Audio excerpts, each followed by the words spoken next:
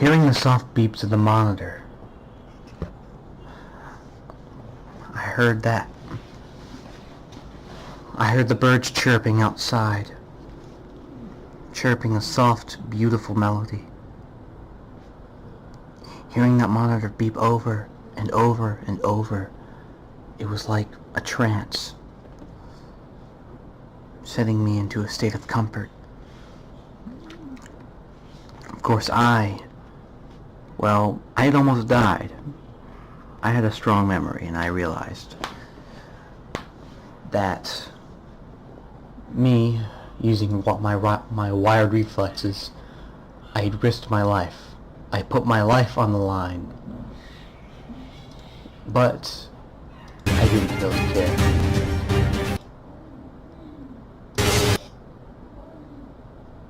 I didn't really care.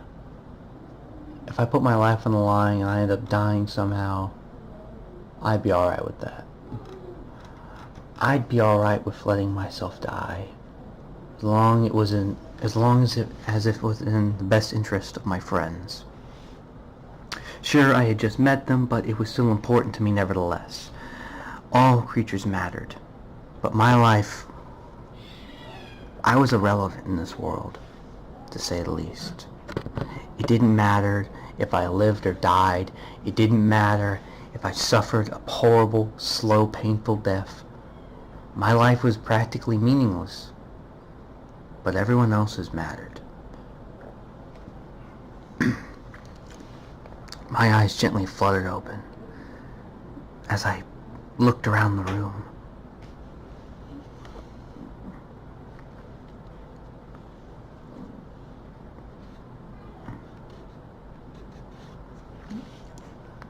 Around the room, there was no one. I wasn't surprised. I mean, they were probably all emotionally torn. It wasn't until I looked to my left.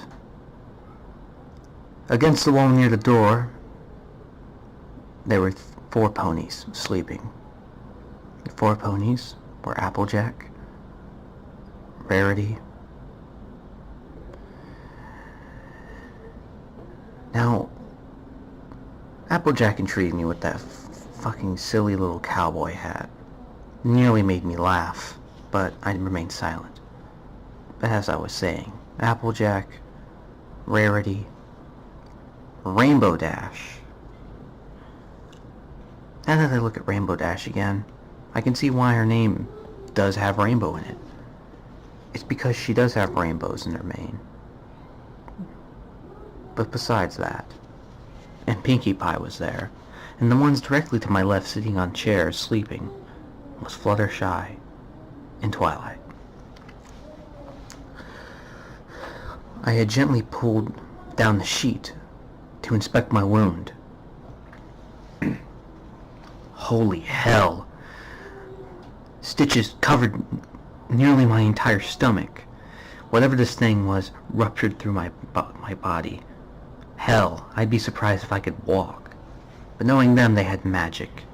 But I'm pretty sure my magic may have been more powerful, which is why I needed to get outside. I gently, very, very gently, began to push the blanket off of me. As I moved my body, I see if I could wiggle my toes. I could. I had mobility in my legs still. I gently propped myself up. It felt like I hadn't walked for days. Fuck, I could have been in a coma for all I know. But whatever happened, I just decided to keep walking. I inched my way towards the door, very, very slowly, as not to disturb the 6 little sleeping ponies. As I had put my hand on the doorknob, I turned it, opened it, and walked out, and then began a light jog to the outside.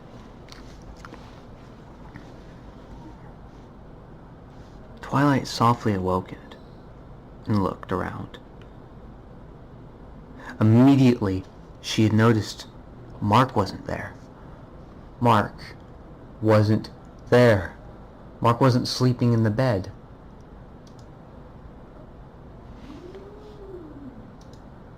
Now, Twilight, being Twilight, is a very, very, very smart individual. A very smart pony at that.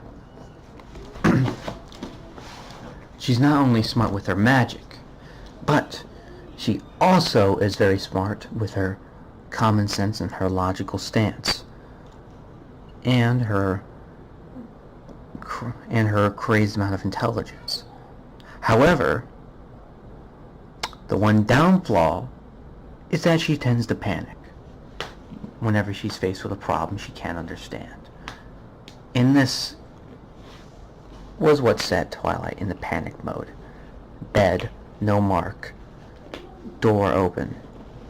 Immediately she started thinking of many different things. Mark being kidnapped. Such and such and such. But after a few seconds, Twilight had shot up, deciding to take action, and said, "Girls! Girls!" They'd woken up and said, "What's wrong, Twilight?" "Mark, he's not in his bed. Where could he be?"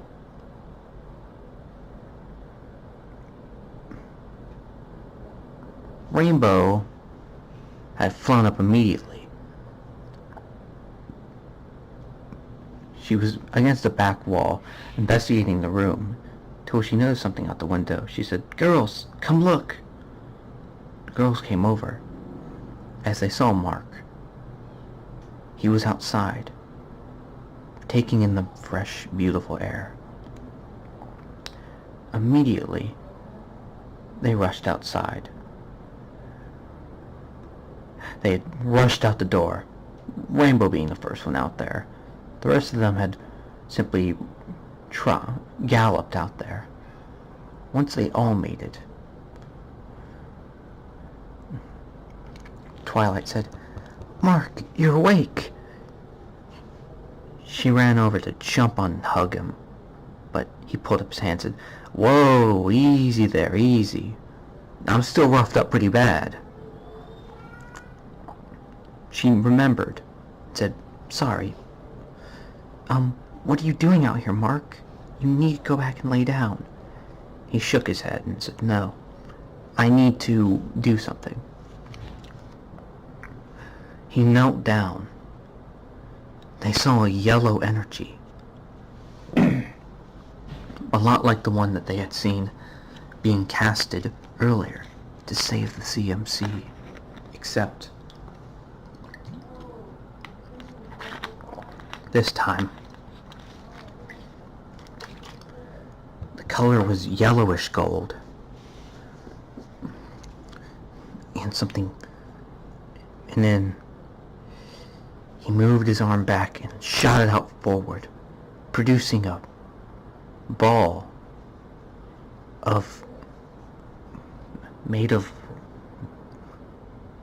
rough oak, which seemed surprising. But then what happened next surprised him even more, when a tree began to rapidly grow, shooting out of the ground, planting its roots in. As he walked underneath the tree, soft little specks radiated from the tree's branches, floating down. Once they landed on Mark, they began healing him. They looked in awe. This beautiful tree. It had no leaves. It was made out of branches. The technical leaves in term were these specks of light, these specks of beautiful light that surrounded the entirety of the tree, that began to blossom, these little dots that fluttered down and absorbed into Mark's skin, healing him. Twilight stepped forward, amazed by such magic. Never before had she seen anything such as it. And she said, "Mark, what is this?" "Back where I come from, this magic is rare, extremely rare to have. Only very few can perfect this. It's known as the Tree of Life. The Tree of Life heals all. It does not care who, whether it be friend or foe, it heals.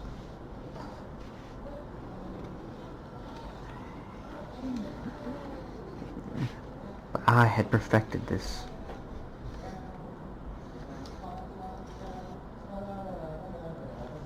In this Tree of Life. It had been used various ages.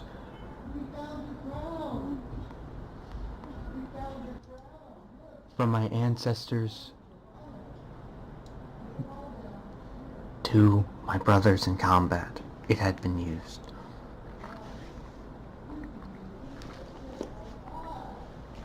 After explaining the various forms of magic, well, the few that they'd seen him use, but only seen him use, they had walked to the Castle of Friendship.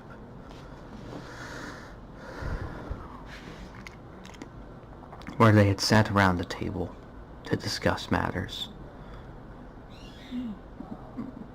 Whilst Mark had taken himself to the guest room to prepare himself.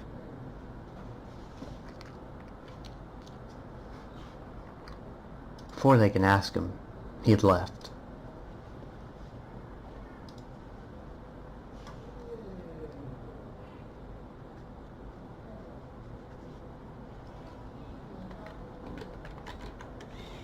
And then began the conversation.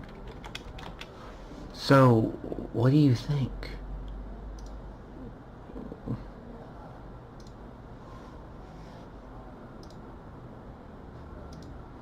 Well, I don't know what to think.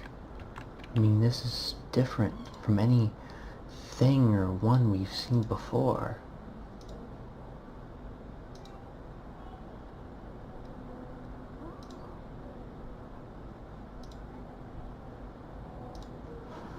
I know what you mean, but if you look at him, he's so different from anything we will ever see. I know, Rarity said. But, darling, if we're to look at him, he's different. I mean, he doesn't need to know. I know. But I feel like eventually we should tell him. We shall, darling, but not now. I'm just surprised to see another one of him. Another one of his kind.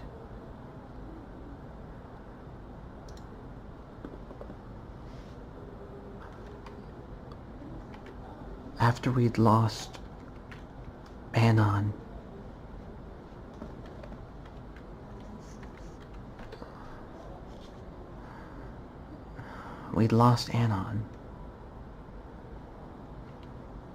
I couldn't bear it, but now we have him. Sugar Cube, Anon's not lost. He just took guard duty, and now he's over in Canterlot.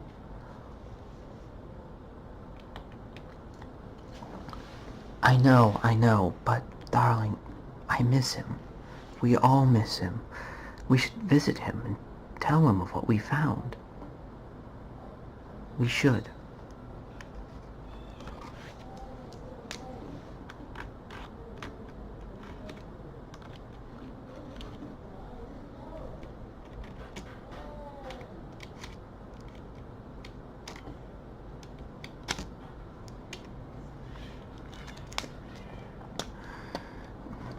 Well, I think it's super fantastic that we have a new friend that we can talk to and hang out with. We should throw him a massive party.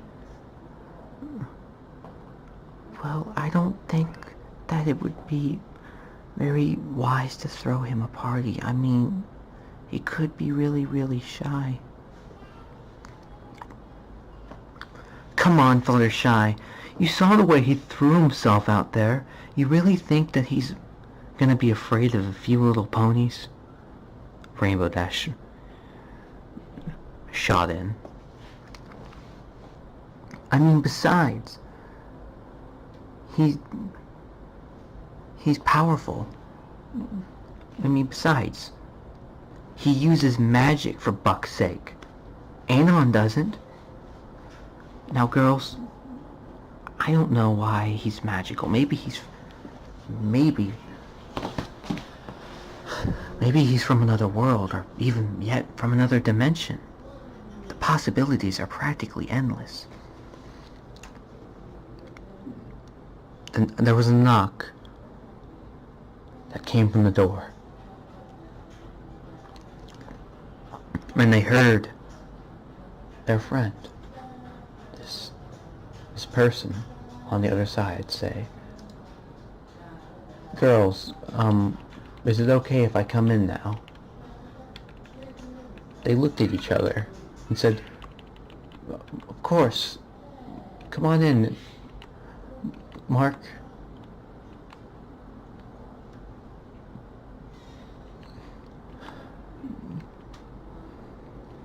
When Mark walked in, their jaws dropped at the very sight of him.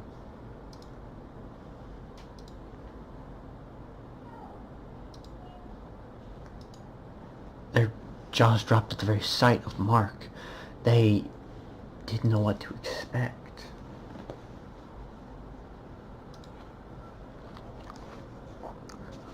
Mark stood there in silver armor.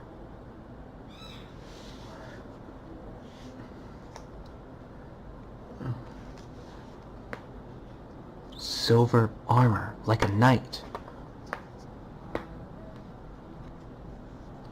Did that mean that Mark was a knight? Well, I mean, there's many things in the medieval era. For more than they know, he could be a mercenary. But he seemed like a knight. Most definitely. That's what Twilight decided. The way he was definitely a knight. The silver armor didn't look like it was meant to be heavy. It meant as more of a balance. It was probably a medium armor set, judging from the way it's built. The helmet had a slot, had a small little slot, or a small little look-through. And down where the mouthguard was, there were two little holes that were facing vertical angles. And one massive hole across where Mark's eyes were supposed to be, giving him good visibility. On the back of the helmet, where the ears were supposed to be, on the side, were two separate wings on both sides. And he had a sword accompanying his sheath on the left side of him. It was a long sword, most definitely.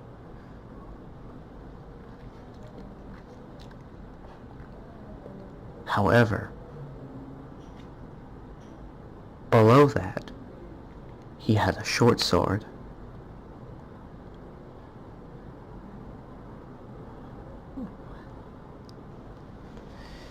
he stared at them and said, "Well, I know this may seem different for you." They were still staring at him. On the front where his chest plate was, they saw a heart engraved. And whenever they saw him turn to walk over, going around, many of them saw these two wings of steel engraved. These two wings carved and engraved into the back of the armor. The way he moved and carried himself, it looked like he was trained proper. Most definitely he was a knight, a soldier, a status of authority, which meant he'd been around long enough, which meant that wherever he was from, wherever he came from,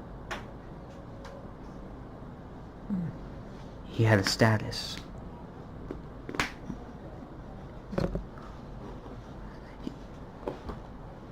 They wondered, was he just a traveling warrior? A traveling knight defending those in need? Was he the knight of a kingdom? Better yet, was he an angel?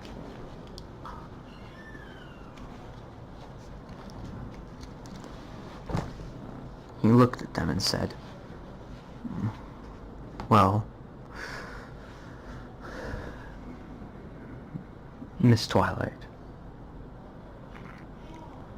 I'm going to tell you, all 6 of you, the truth, very soon. But right now, Spike, that was his name, he said he felt sick, so he wanted me to come hand you the letter." Mark had held out the letter to Twilight, where she picked it up in her magic and floated it over, and began to read it. Mark was surprised at how accepting they were of him, but he shrugged it off nevertheless. "My faithful student Twilight Sparkle, I wish to invite you to Canterlot, to the next Galloping Gala. And yes, here are 6 tickets. By the way, in case you want to bring Spike, here's a 7th ticket." Knowing the fact that Spike would be sick, and she could just get one of her other good friends to take care of him for a little bit, this was her chance to bring Mark along.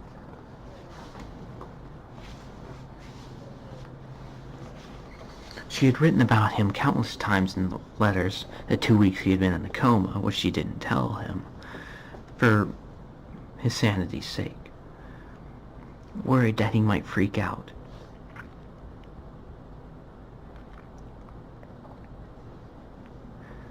But the reason that she didn't send another ticket was because she thought that Mark was still in the coma. And below she read, "A chariot will come to pick you and the main 6 in your 7th party, little Spike. Now, my faithful student, come join me, and I promise this gala will be much better than the last one. Princess Celestia."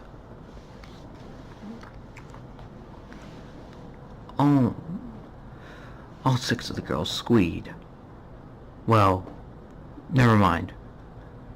Backtrack. Rarity squeed. The others were thinking back. Rarity was kind of featherheaded. Any chance to hang around the upper-class citizens, or chance to meet another prince, she was willing to take.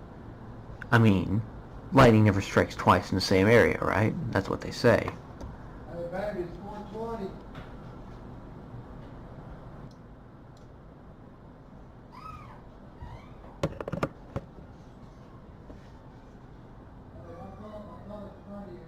She was Bay, and she was thinking, this would be exciting.